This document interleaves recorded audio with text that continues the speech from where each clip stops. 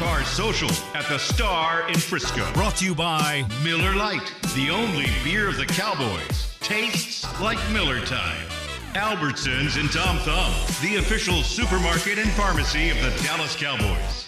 Luke Casey, the official bootmaker of the Dallas Cowboys. Blockchain.com, make your crypto play today. Buffalo Wild Wings. If it's game day, Buffalo Wild Wings is the place to be. Altec Lansing. Just listen with Altec Lansing, perfecting sound since 1927. And by Omni. Omni Hotels and Resorts, the official hotel of the Dallas Cowboys. now your hosts, Nicole Hutchison and Brad Shand. Welcome, everybody. Welcome. It's the Happy New Year edition of the Cowboys Hour. Thank you all very much for coming. Thank you for being here with us at Sidecar Social in the Star District in Frisco. And last week we said that we had 2 more shows, and then someone miscounted. This is it. This is the maraschino cherry on the Sunday of Mondays. See how you like how I did that? I see what you did there. All year long, we're just delighted to have those of you who have been here almost every single week. Give yourselves a big round of applause. The Victory Monday Fan Club. You guys have been really loyal, and believe me, we really appreciate you. We, as always, are very grateful to the people listening wherever you're listening on the Dallas Cowboys Radio Network, streaming whenever and wherever you're streaming on DallasCowboys.com. Hi, how are you? Nice to see you. Thanks very much. And I could not be more pleased with closing out our series of programs this year with one of my all-time favorites, Cowboys Special Teams ace, C.J. Goodwin. Thank you for being here. Thank you so really much. appreciate Thank you it. so much for that intro, man. I appreciate that. I've said many, many times if the Cowboys had permanent captains, C.J. Goodwin would be easily the captain of the special teams. And it's been an adventurous year for the whole team, but on special teams. And so what this will be is it'll be kind of a year in review, but I think because we've talked about it before, I just don't ever think that enough people really know the C.J. Goodwin story. So we're going to retell some parts of it because there's an old saying in comedy that there's no old jokes, only old audiences. So if people haven't heard parts of a conversation you and I have had before, then we may as well have never had it for their benefit, right? Makes sense. Okay. Makes sense.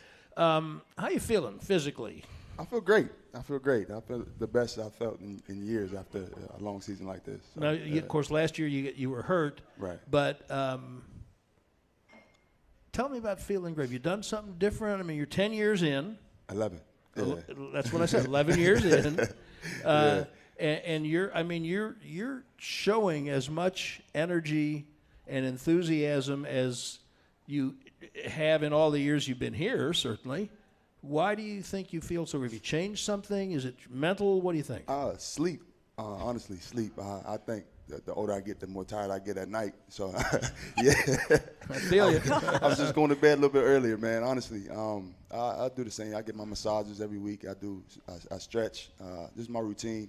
But the coaches and the training staff do a good job of taking care of us. We had a day called Stay Day on Fridays, and they take good care of us.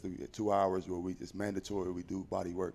And that's been a blessing in my career as well. That is something that Mike does.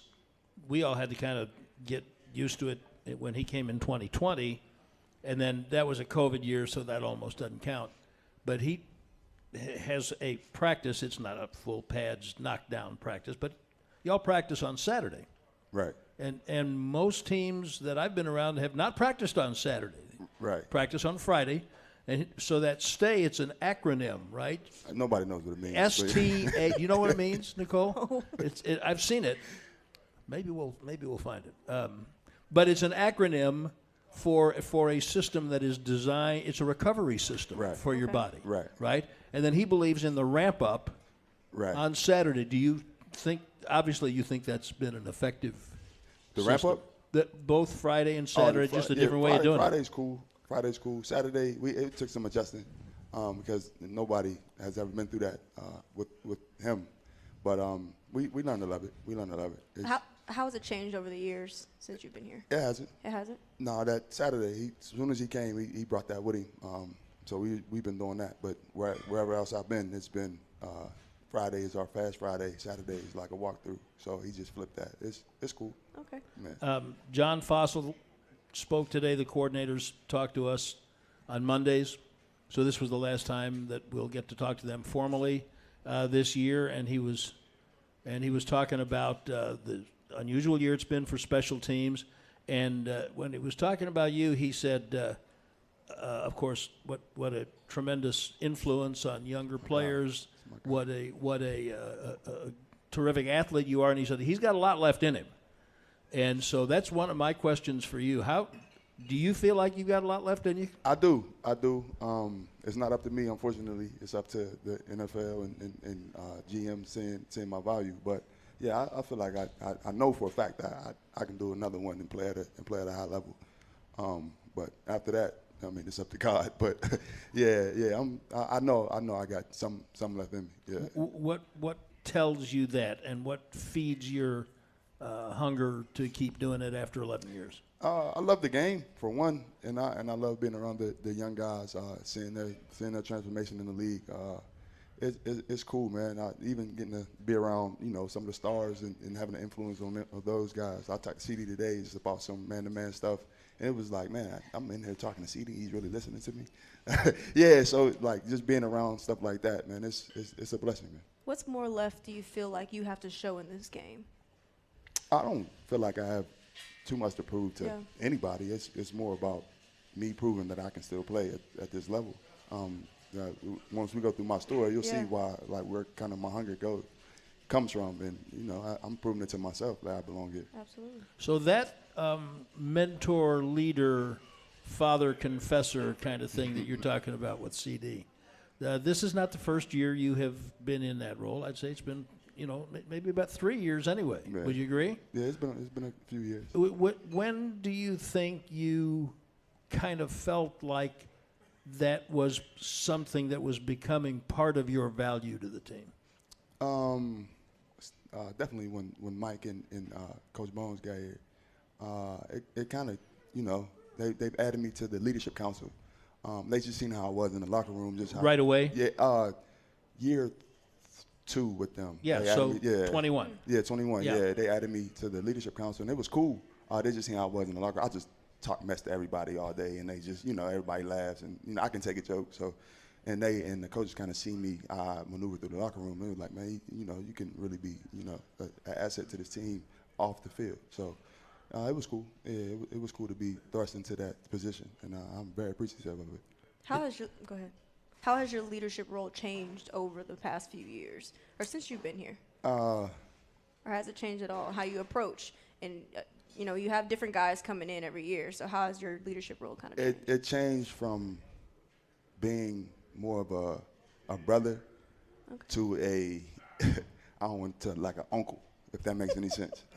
Some guys actually call me Unc, but now it's like I'm talking to him like an uncle now. It's pretty cool. Yeah, it's pretty cool. And so when they come in now, they see that right away. Right. They see that right away. I'm OG now. Everybody they want to clown an OG. 30 something. I don't want to tell my age. Yeah. No. 34. 34. Yeah, 34 in real life is pretty pretty young. But in football, it's like, yo, you're an old guy. You know what I'm saying? So they look at me like, man, I've been through a lot of things in the NFL, and I've been through probably what they went through, other than getting $100 million. But yeah, so I've been through a lot, so they can, they know I've seen it already. Well, it's interesting. When players come in the league, you came in the league as a free agent with the Pittsburgh Steelers, but I don't think it matters if a guy comes in as a free agent or a first-round draft choice. You've all been the best players in college and the very best players in high school. So why would you not have big dreams? Think of, I can do whatever it is. Why would you not think you're going to make hundreds and hundreds of millions of dollars when you come in? Absolutely. So at some point, that realization comes to you that, okay, I am not going to be that guy, but I'm this guy. Right. And how does that get to be enough? just being a star in your See, that's a question you ask a dunk. Yeah, okay, I like that one. I like that. Let's unpack this a little bit. Absolutely. That's why we're here. Nah, just being a star in your role, just having that pride in what you do. It doesn't matter about the hundreds of millions of dollars. I worked a regular job before. I worked for every 2 weeks. I was getting $800. So I kind of understand. Like I would much rather be a star in this role than working on a farm and being a farmhand. So you look at it as a blessing.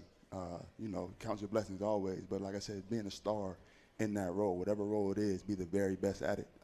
And I mean, this is the lowest role in the NFL is, you look at it like, man, it's a blessing to be here anyway. And you can be a star in that role. Absolutely.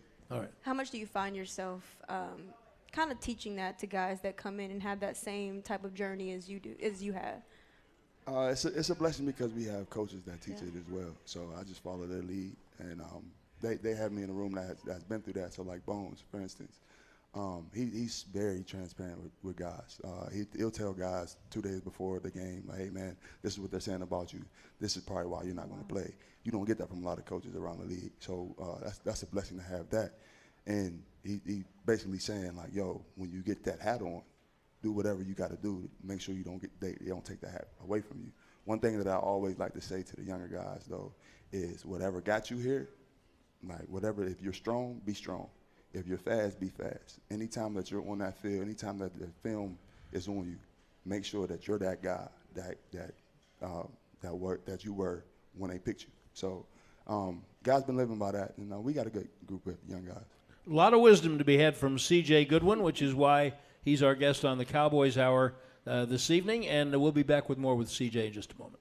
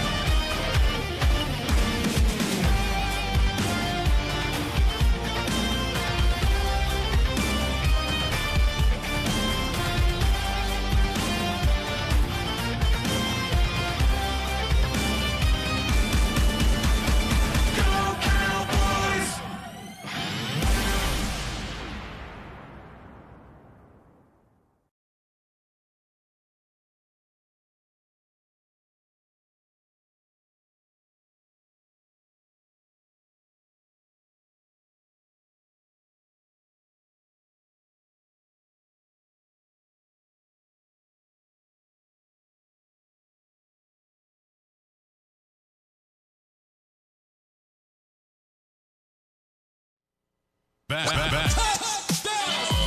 Light Cowboys Hour, supported by Albertsons and broadcasting live from Sidecar Social at the Star in Frisco. And when they say supported by Albertsons, Nicole Hutchinson, what exactly do they mean? I knew you were going to do this. Yeah, Try to but catch you're me not slipping. ready. I'm ready. Okay. I'm ready. Albertsons, when it comes time to shop for tailgate favorites, go to Albertsons and Tom Thumb. Get 10% off your groceries every Dallas Cowboys game day when you wear your Cowboys jersey. Albertsons and Tom Thumb, the official supermarket and pharmacy of the Dallas Cowboys. See, I cannot put one over on you. I'm Brad Shams. C.J. Goodwin, the Cowboys defensive back and special teams ace, is our guest tonight. Scott Agulnik from the Cowboys public relations staff. This is why he gets the medium-sized bucks. At one point, Scott looked it up. I mean, I'm not going to lie, right? At one point, STAA, with the stay program that you do on Friday, stood for soft tissue activation and application.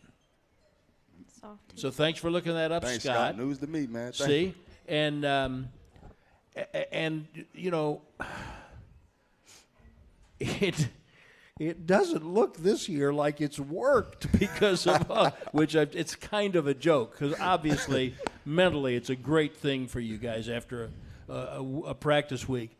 But what's the injury, getting used to the injury stuff being everybody in the world? And by the way, this is not the only team going through it. Right. What do you think of that? It just hit us this year. The injury bug just hit us this year. It's a part of the game. You have years like that. I just wish it wasn't this year when we really had a good shot if everybody was healthy to make a run. But it's a part of the game. What do you do as one of those leaders in this room or in this team in general? How do you keep the mental there, like the mental strong for this team when you are dealing with so many injuries? The good thing about our team is we do have a lot of young guys. And we got a lot of guys, free agents coming up too. So everybody's playing for something. Young guys are playing for more snaps. Guys are free agents are playing for their careers. Yeah. So it's not really hard to keep everybody going just because everybody's back is kind of against the wall right now. You came in with Pittsburgh 11 years ago. Mm-hmm. There was a time, and my question is going to be whether you came at the tail end of it or the beginning of a new time when you understood, because they told you very clearly that special teams was your way to get onto the roster, but you didn't want to be a special teams player. That's not why you came. And I just have a sense that today that's not necessarily untrue, except there are guys who I think really embrace the role of playing on special teams now. Is that a fair statement, accurate statement? Absolutely. There's guys on every team has a special teams ace. Guys who don't get a lot of snaps on offense or defense, but they're the guy on special teams. We highlight them every game. We highlight 3 guys. They call them red dots. So every game we have 3 opponents on their team. That's their special teams aces. And those guys won't see offense or defense snaps at all. So you embrace that role. I mean, like I said, it's a blessing to be in this league. No matter the capacity that you're in, you just want to be here. But you didn't feel that way when you signed with the Steelers, did you? No, absolutely not. I wanted to be CeeDee Lamb for sure. Yeah, I was a wide receiver, so yeah, I wanted. Well, to be. you didn't want to be CeeDee Lamb because he would have been like 4 or something like that. Yeah, don't age me. Yeah, but yeah, well, I mean, it is what it is. Now I was with Antonio Brown, so of course I wanted to be like those guys. Yeah. So what was it that ultimately clicked in your head and said, "Hey, I want to"? What helped you grow into that, embracing the role of being a special teams guy? That was when I went to Atlanta. That's when I first made the roster, and special teams was just something I could play. I played very well, and that helped me get on the team, obviously, and it helped me get some snaps on defense as well. So as long as I'm on the team, I don't care what it is. But then what switched for me is after Atlanta released me, I got to another team. I can't remember where I went. Arizona. Yeah, dang, you know more than me. But yeah, I went to Arizona, and that was just my role. Like I didn't even really practice DB. Then I got to Dallas, played a little DB here and there. But yeah, there was a little Cincinnati sprinkled in there somewhere, wasn't there? Oh yeah, that was on practice. But that was why I didn't make the roster, because I didn't play a lot of corner. So I was a special teams guy. Luckily, they had a great special teams coach as well, and Simmons, I believe his name is.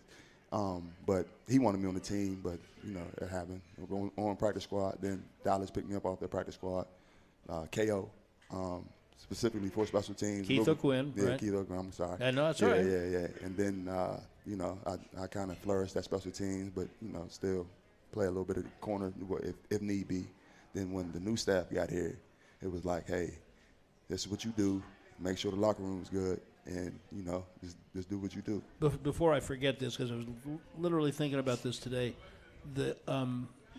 you are a great example of making the way you put it was great, being a star at understanding your role, being a role player. Now, once upon a time, that was a curse. You used to call someone a role player, you just insulted them, right? Right. Am I right? You are right. But you are the best example I know of someone who said, okay, I have a role, and I will make that role a big deal. Was that a process? Is that something that came naturally to you? Did you have to learn it? No, it's a process. It's definitely a process. Because, like you said, you want to be, a star. You want to be a offensive, defensive guy. It may not shake out for you, so I'm gonna be the best at whatever I do. And thankfully, I played well enough that I'm considered one of the best at what I do. So, anybody, if you're here and you get a helmet on Sunday, go be the best at whatever it is. If you're a snapper, if you're a holder, be the best. So I mean, that's just the process that you have to go through. Who changed you from wide receiver to cornerback? Atlanta. His name was Marquard Manuel. He was the DB coach. Week 17 of 2015, I was running a route, and I broke down pretty good, whatever. And he was like, hey, man, why don't you, the fastest way you can get on the field is Now, he's the DB coach. He's the DB coach. So that's like being in high school, and you might be a really good football player, but the basketball coach sees you and says, you know what you ought to do? Yeah. You ought to come over here and play basketball. Well, it was the reverse for me. Kinda remember? happened. Yeah. I do. Yeah, but he moved me from offense to defense, and that next year I ended up making the team. Yeah. What did you like playing better? Wide receiver, cornerback, which one? I know you said you want to be a CeeDee Lamb, but I actually I like playing corner way Really? better. Yeah, I would much rather hit somebody than get hit. I don't know how these dudes are just getting teed off on like that. It's crazy. Yeah. okay. Before we get away from Pittsburgh, this is a part of the story you have told many times, but I think it's so great. One of the greatest cornerbacks that ever played the game, Mel Blount, Hall of Famer. I still think he might have been the best cornerback I've ever seen. There we go. Because he's like 6'5". Yeah, still. Yeah. It's still. Yeah. But I mean, he was built when he played. He was built like a linebacker, not like a cornerback. And he would hit you, and you stayed hit till 2 weeks from now, right? Right. He influenced you in other ways than football. Yeah, very much so. Tell that story, please. Very much so. He's like like a guardian angel for me, I guess. And my family, our families are really close. But my first encounter with him, my brother and his middle son are the same age, so they played on the same AAU basketball team. And I was at the game watching them, and he seen me. I had 2 earrings in, and I was sagging my pants. And you're how old? I was 17. Okay. And I was working a job at the time. I was a playground instructor. I was getting probably about $4 an hour. Back then it was legal. I don't know how. But nah, and so he was like, hey, how you doing? I'm Mr. Mel. I'm Mr. Mel Blount. I was like, I know who you are. And he was like, well, you want a job? And he was like, man, I'll pay you $10 an hour to come work on my farm. Now, was this just because he saw you and there was something about your appearance that to him didn't go with what he thought you could be? It had to be, because he didn't know me other than from my brother, and he never spoke to me before, so it had to be something. But he said, I'll give you the job, but first you got to take your earrings out, pull your pants up. I was like, oh, I never wore earrings again since then. Yeah, but so I worked for him on the farm for a year. It was some labor. Yeah. You baled hay? Yeah, we did all that. I was more cutting grass and tending to the horses. We did some stuff with the cows. I don't know what it's called, but I'm from West Virginia, but I fancy myself a city guy. But you shoveled out some stalls. I did all that. Yeah, I did all that. Yeah, and it was fun. It was actually fun because you got to be around horses. You got to see their personalities and whatnot, and it was cool. And then it was on a youth home, so it was a boys' home. So he put me up there as a youth counselor for 6 years after that, so I worked for him 7 years total. So the guy you are to C.D. Lamb today, that's I who you were back then when you were a youth counselor. don't know if I'm not influential to CD, but yeah, I'll take that. I'll take that. I mean, yeah. that's where it started, right? Okay, yes. How much did you enjoy that, working with Mel? It was actually cool because he's a real down-to-earth guy, and his wife is just a ball of fun too. So this is a great family. And when you look back at just the fact that he saw something in you, how much do you appreciate that now that you are older? That's a blessing, man. You gotta pay that forward. You gotta pay that forward. I mean, he wanted to fire me plenty of times, but his wife saved me so many times. Yeah. Okay, and he also came into play, obviously, later in your career in Pittsburgh, obviously needing the call to Pittsburgh. Yes. I know we'll get to that in a second. Okay, all right. Yeah, we're holding on for the good good stories. Hold on, stories. good stories. Okay. But Well, go ahead. We're on that train. Okay, Now, let's do it. we'll take our break in a minute after you get him to talk about that. Yeah, I mean, you were obviously trying to get an opportunity to play at the NFL level, and he made the call to Pittsburgh just to on your behalf in order to get you there. What did that mean to you then? I meant the world because he never seen me play football. Yeah. He just heard that I was pretty good. He heard that I was a pretty good athlete. He knew my numbers from the pro day, and he knew I was getting other calls from different teams, but nothing materialized. So he made the call just because of what he thought my character was. He was like, man, I can put my name behind this guy because I know he's a good dude. He just made the call. Nothing was promised, of course. And he was like, man, you just get a workout, and whatever happens, happens. And I didn't get signed that day, but I remember like yesterday, I got the call, voicemail saying, how fast can you get up here? I told him I'll walk if I need to. Yeah. Do you still have that voicemail to this day? I wish I kept it. I wish I kept it. Yeah, I don't. Yeah. That was before he was a smart mentor. Yeah.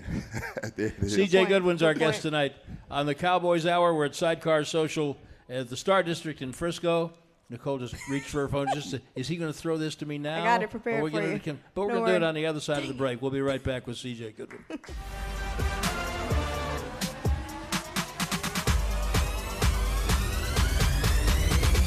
Go Cowboys!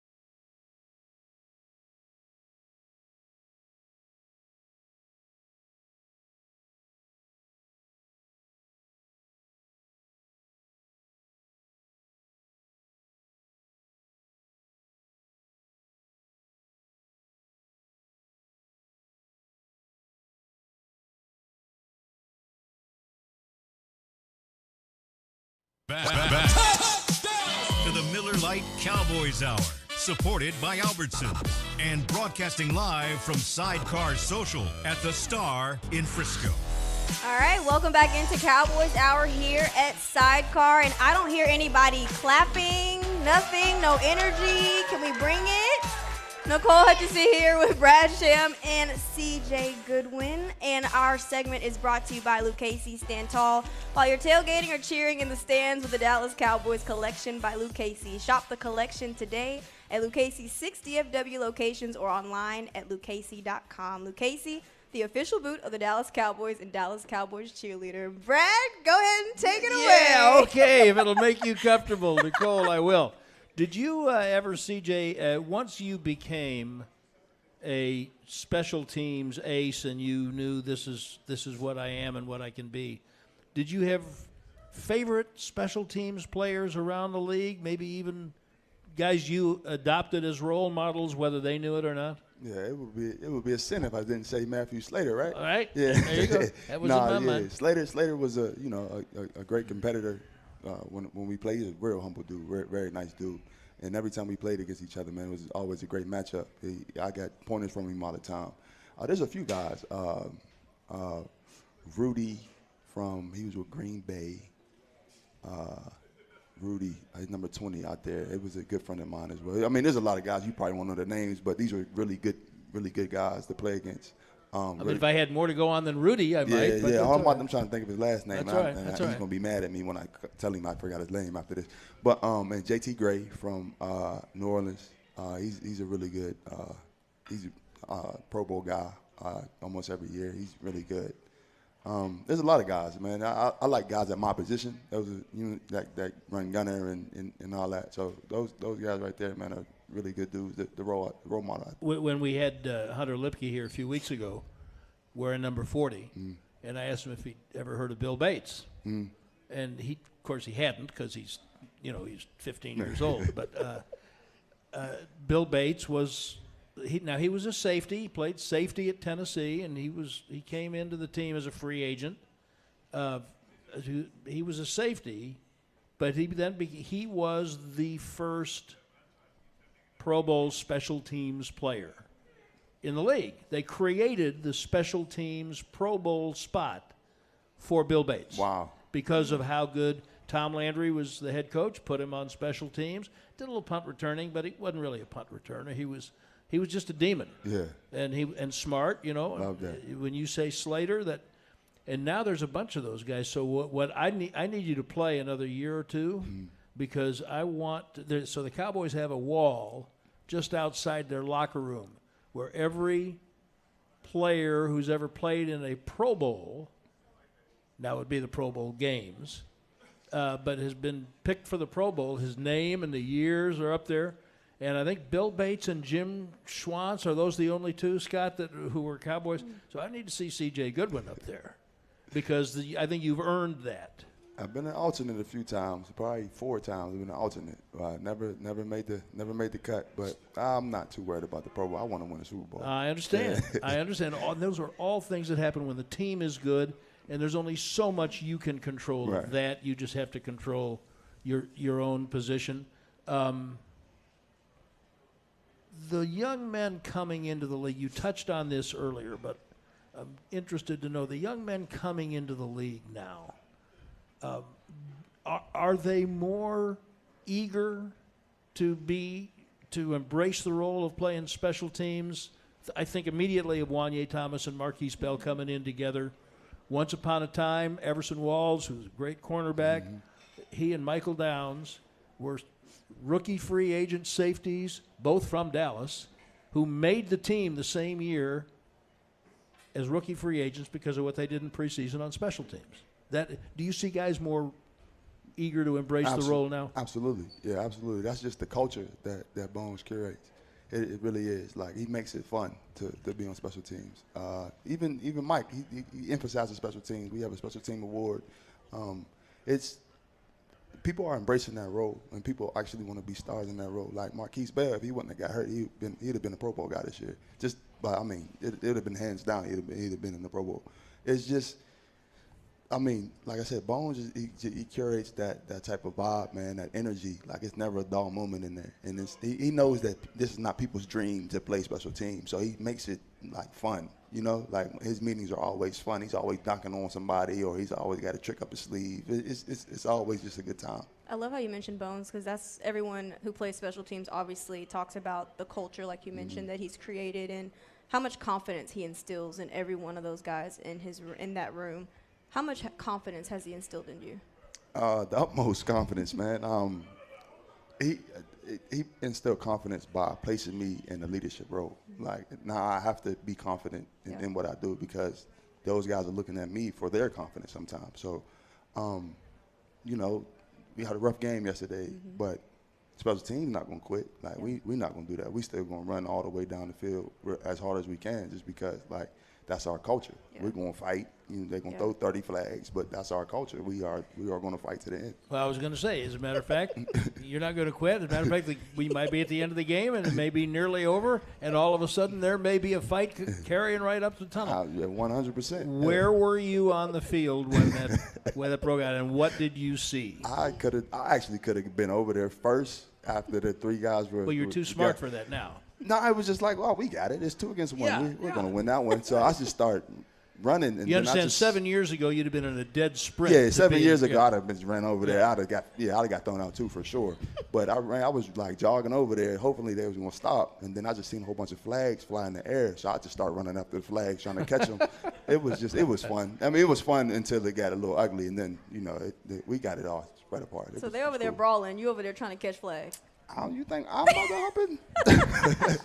He's 11 years and did not last 11 years and more to come by running into a burning building. No, if it was 2 against 1 on their side, like, and it was one of us and 2 of them, I would have broke it up. Okay. But we had it. Yeah. Have you looked back at the play? Yeah.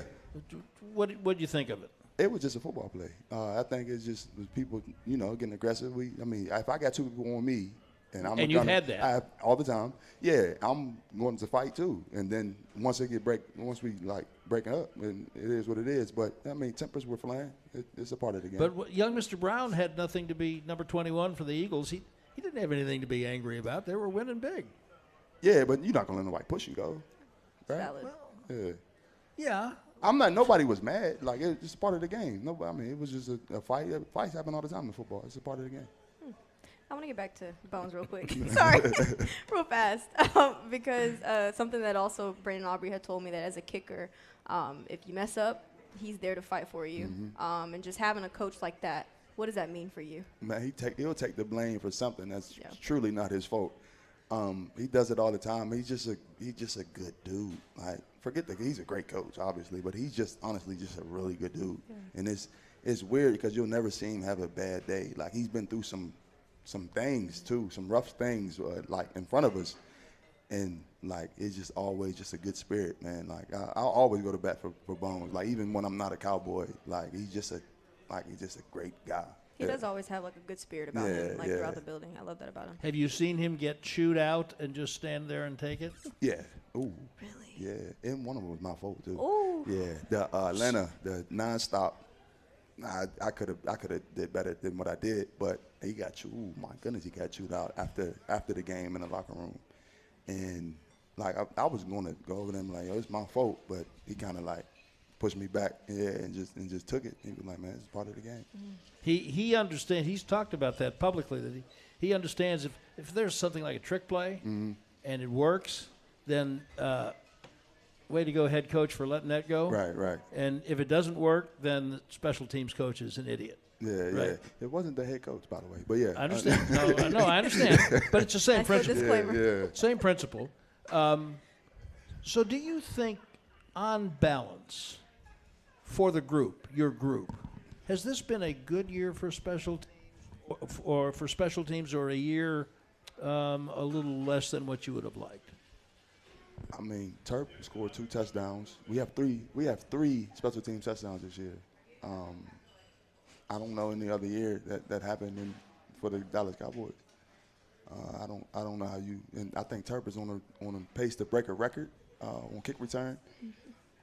I don't know how we can say that was a bad year, but I mean, we haven't let up any touchdowns. By the way, for the record, I would like the jury to recognize that I never said the word bad. I never said bad. Yeah. But if it's not great, then it's bad to me. Okay. Yeah. Okay. So, but I think we had a good year, and we fought, and we always will fight, and we fought to the end. One of the things Bones brought with him is a reputation for trick plays. They're genius when they work, and it's like any play on offense, right? It's a great. The Cowboys had an offensive coordinator back a couple of decades ago, one of the greatest offensive coaches ever in the league, Ernie Zampese. Ernie used to say, I asked him one day, I said, what's a good call to you? He said, if it works. and we all know you can have a brilliant call that doesn't work, but for Ernie, no, it doesn't work. So if there's a fake punt and it doesn't get a first down and lead to it, then it was a bad play. I mean, there have been a few of those this year, but how do you view that in gauging whether the year has been as successful as you all would like it or a little bit less? That's just us being aggressive. I don't see anything wrong with it at all. So that's why just because they didn't work doesn't mean we didn't have a great year. We had a great year doing everything else other than the trick plays that we had. There's a lot of things that people will overlook. The fact that Terp did that spin move. Yeah, that was crazy. That was crazy. That was crazy. That's an all-time play right there. We did a lot of great things. So 3 fakes that didn't work is not going to lessen the impact that we had on trying to help our team win. By the way, that was in Washington, and of course, right before the spin move, he muffed the kick. Yes. How did that come up in conversation with him when you guys broke it down? Terp is, how do you say this, like PG? Terp is insane. He's insane. Like to think, like, yo, all these dudes are going 100 miles, literally 22 miles an hour, trying to hit me as hard as they can. I'm gonna pause. After I drop the ball, I'm going to pause, then do some crazy spin move, and then just run. Like, that you got to be insane to do something like that. It has to be insane, obviously, because y'all have so many weapons and special teams alone. We got a lot of weapons. That's the credit to the coaching staff as well. Yeah. That's crazy. CJ Goodwin's our guest. It's our final Cowboys Hour of the year. We'll have questions from the audience and more with CJ when we come back on the Cowboys Hour.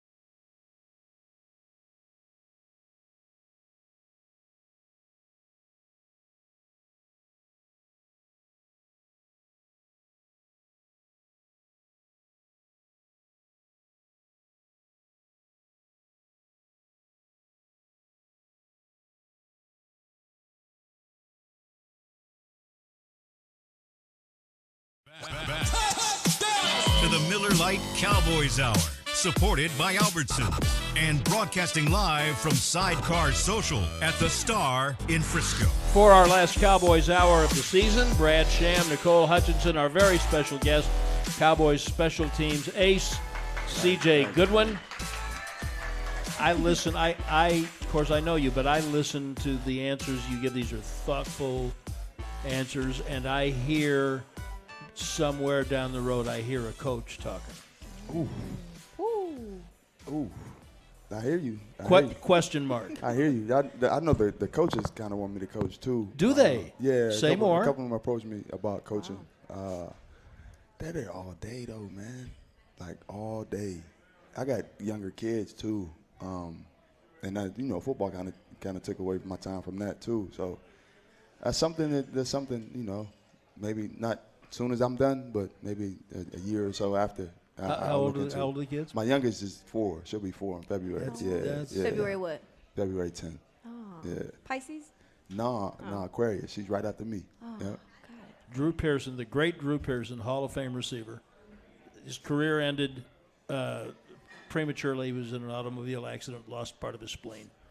And he was so smart and so good that Tom Landry said, "Why don't you come join the coaching staff?" And he did that for 1 year. Now this is 50 years ago, but he did it for 1 year. He said, "Man, those guys are there all day, all night, every day, and they don't make anything. They make no money. Hell with that. I'm not doing any of that anymore." Let's get some questions from our audience. Good evening. Good evening, CJ. How are you? Man, I'm blessed, man. How are you? Doing great, thank you. My name is Rambo. Oh. So, obviously, you have a few years still left in football, and you looks like you're kind of leaning a little bit towards maybe not coaching. Would you end up like Brad and Nicole and go into broadcasting? No, I don't know how they do this. Yeah, this is amazing what they do. Yeah. To speak like that, you should hear me stuttering already. So no, I will not. Yeah. But Good thank question. you. Yeah, but thank you. you.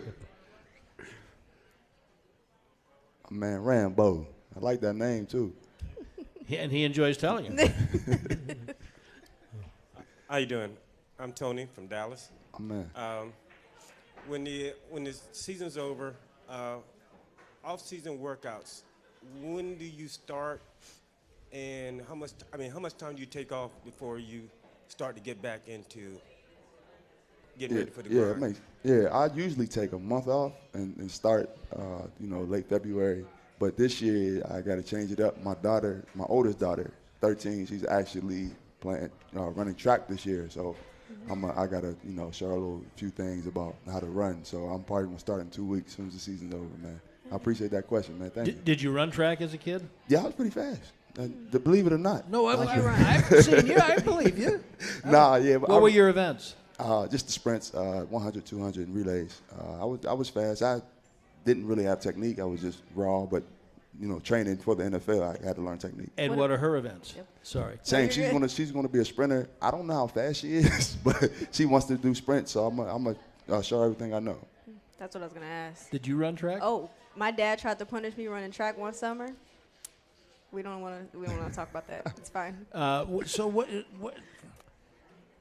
People like me who don't have any background in track, other than enjoy watching it, like what techniques can you show her and help her with? There's a lot of fast twitch things that I did training for the NFL that I want to teach her, like quick twitch. So I want to show her that. I want to show her how to hold her hands.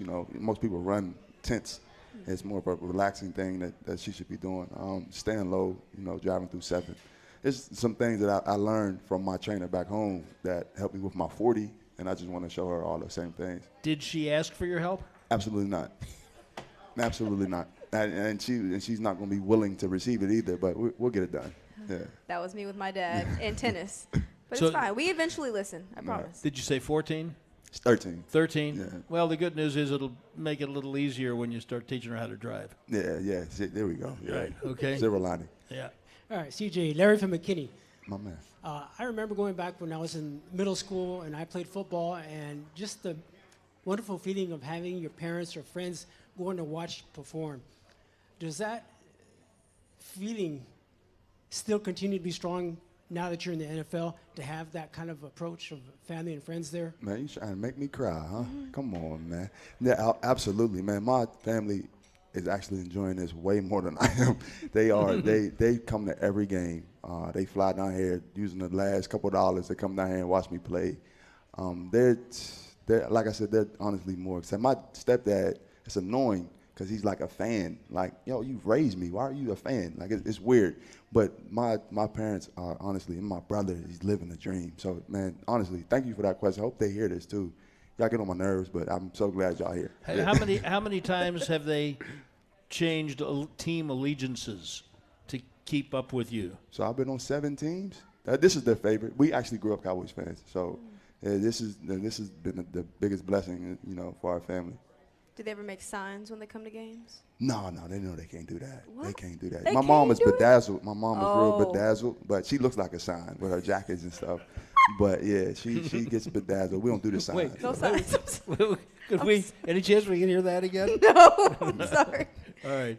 Okay. Look, this looks like a question designed to put you on the spot. Here we go. Let's go. Let me hear it.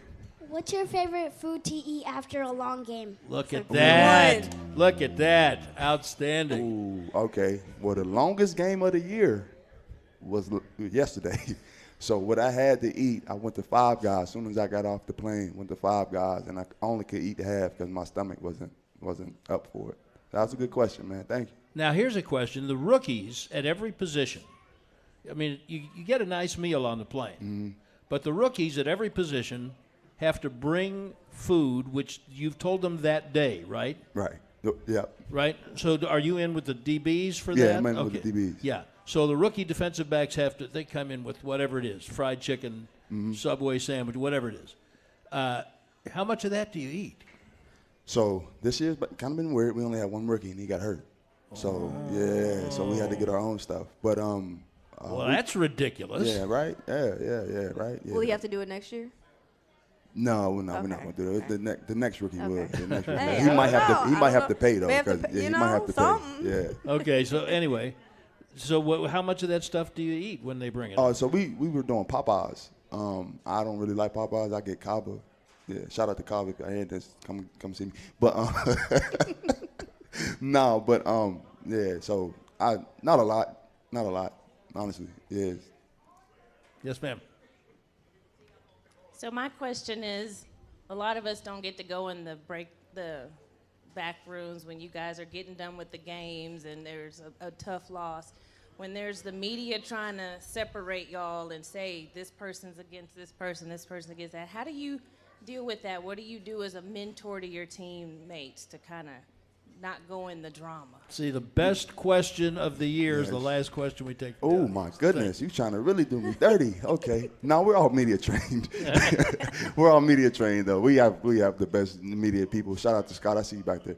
Yeah, we have the best media people in the league. Not just because he's here. It's honestly, it's the Cowboys, so we're the biggest team, so we're all kind of media trained. But we just support each other. One thing that coach always leads us with, no matter what type of game, good or bad, he always says, protect your teammates. He don't care about anything else but protect your teammates and the media. So that's what we do. And how do you learn to? Sometimes we have to ask questions that are uncomfortable, but they have to be asked, and that doesn't mean you like hearing them. What do you do when you get a question that just? Well, wait.